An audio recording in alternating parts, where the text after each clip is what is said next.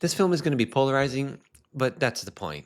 I'm going to describe the key moments and character journeys of After the Hunt, which recently came out in 2025. This is a cerebral film. I connected more with it intellectually than I did with my heart. And it's because it's about intergenerational conflict.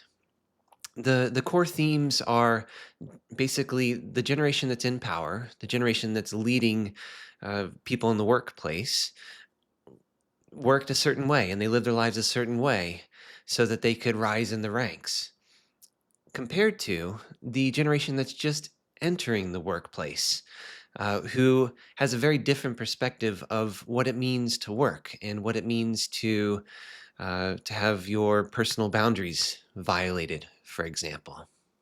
And in my opinion, we're probably kind of looking at Generation X, which are the professors, the managers, versus Generation Z, which are the newcomers in the workplace. So we meet Alma, who is a university professor vying for tenure. And she's brilliant. She is solely driven to go and succeed because that's how she succeeded in her life. As a member of Generation X, you just kind of grin and bear whatever comes your way. And then you figure out a way to strategically move forward. And that theme plays out throughout the entire film. She's teaching a brilliant student named Maggie, who is of Generation Z. She's a PhD student who's just kind of in the middle of her program, and she's uh, of the current generation. Her worldview of grin and bear it doesn't match the worldview of the generation who's teaching her. A whole bunch of stuff happens throughout. It's kind of a lot of intellectual conversations, but we see Alma and Maggie and Generation X versus Generation Z. We see their differences very clearly throughout this film. One of the big things I kept asking myself was like, why is everybody smoking and drinking? What on earth is this about? And then I realized that, oh, the people who are smoking and drinking constantly in this film are actually the people of the higher generation. They're the people in power. And so there's a line in there around how the Generation X, the people of that generation, have developed a healthy substance addiction, right? And that's how we could get through this difficulty of making something of ourselves in the work world. But we hardly see anybody in Generation Z in this film touch a cigarette or alcohol, right? It's just very, very minimally, and there's such a stark difference in how these things play out. So Alma versus Maggie. All right. Maggie wants to be Alma. She sees this powerful woman who's her university professor, and she idolizes her.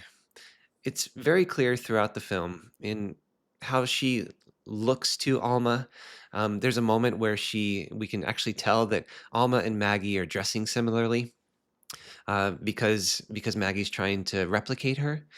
She's very influenced by Alma. There's a very brief moment where Maggie is with her partner, and her partner's kind of comforting her, and immediately Maggie switches and says, I did this big thing, but Alma hasn't responded. She hasn't said anything. And her partner, who was kind of holding her and comforting her, gets up and walks away because her partner named Alex is done with Maggie's obsession with Alma. So Alma is pushing through in the entire film. She does whatever it takes to win.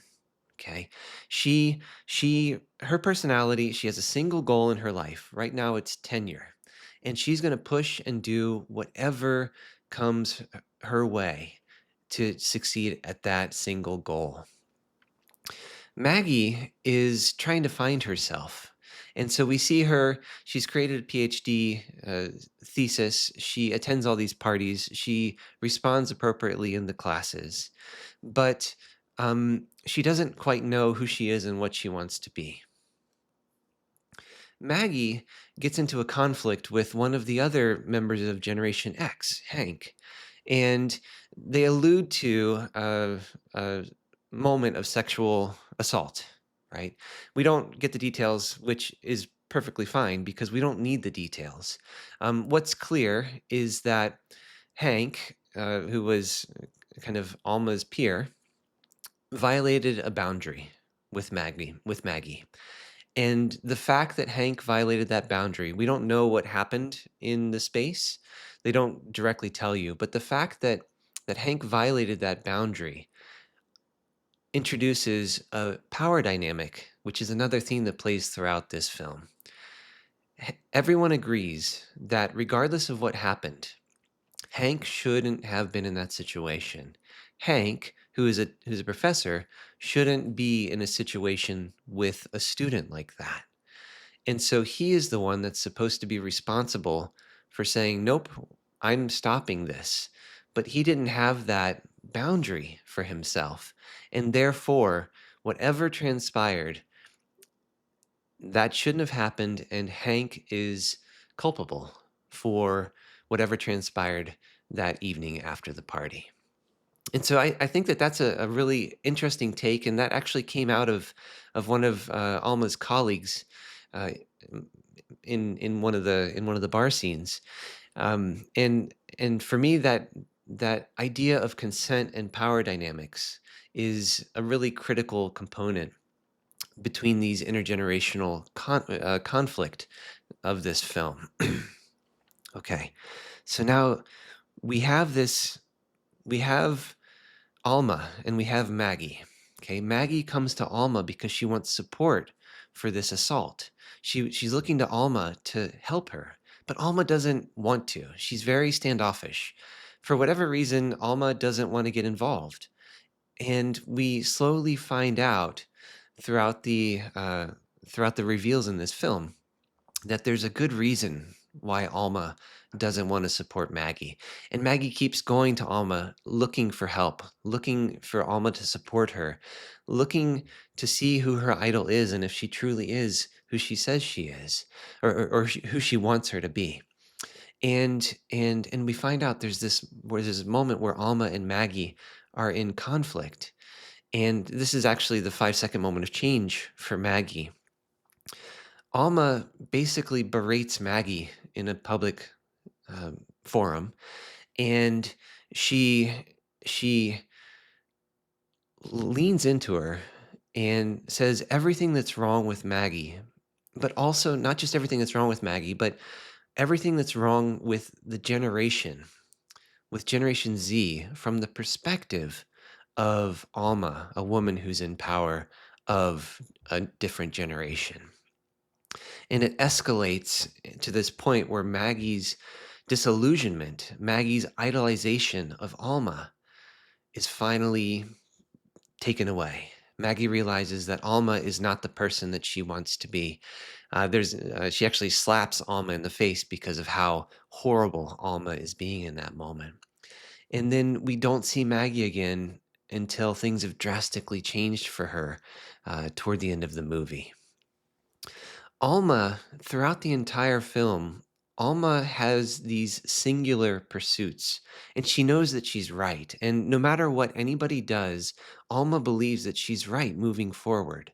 And we see how deep she'll dig. We see how far she'll push to be right and to get what she wants. And so that's kind of a message about Generation X that just keeps replaying over and over again. We find out there's a big reveal with Alma. We find out that there was a point in her youth where she fell in love with someone significantly older than her, and that love impacted her entire life. She was so in love with that man, is actually still in love with that man, even though he's long gone. She was so in love with that man that it's the only man that she believes that she'll ever love. And when he kind of had a falling out with her, Alma had a moment in her youth where she chose to cry wolf, where she chose to create false accusations for a powerful man to destroy him. And it did destroy him. And Alma holds on to that guilt. And so We see Alma throughout the entire film. She's carrying pain, like physically. She has stomach pain that shows up all throughout the film. She's carrying all this pain. Nobody knows anything about her because the only way she can be safe is if she doesn't reveal anything to anyone, even her husband, Frederick. And so Alma is this very tightly wound person suffering silently throughout the film until just a few minutes before the end. She has a big moment of she has a big moment that lands her in the hospital. Her husband Frederick is there. Frederick is a character who's just constantly doting on Alma, absolutely in love with her, wants the best for her. He's there, and then this is Alma's 5 second moment of change.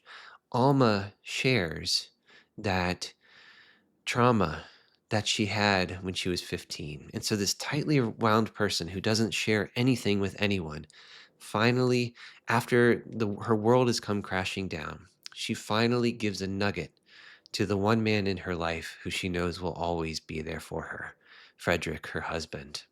And so that's her 5 second moment of change. She realizes that she's able to, open up to somebody. And we see Alma opening up in that moment. We don't know if she opens up beyond that because the film kind of comes to a conclusion shortly thereafter. What we do know, though, is that in the prologue, or sorry, the epilogue, the scene at the end of the film, we see that Alma has created the things that she wants in her life. There's a scene between Maggie and Alma and Frederick are together. Alma meets Maggie. We see Maggie drastically different, right? Remember, she used to dress exactly like Alma, but now she's dressing completely separately. It looks like she has her own identity.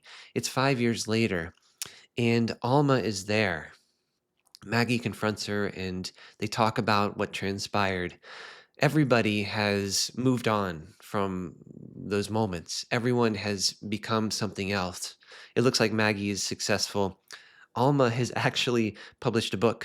We see that in the visuals. Alma is the dean of the department. She got that accolade. We don't know if she got tenure. They don't address that. But we do find that Alma is happy with her continual singular pursuit of pushing for the next rung on the ladder. So it was a very cerebral film. I had to watch it twice just to kind of get through the different dialogues to figure out what the key moments were. But it was worth it, actually. The second watch really revealed a whole lot of extra things for me. And I've tried to share them here in this video. I hope you enjoyed it. I hope you watched the film if you haven't seen it.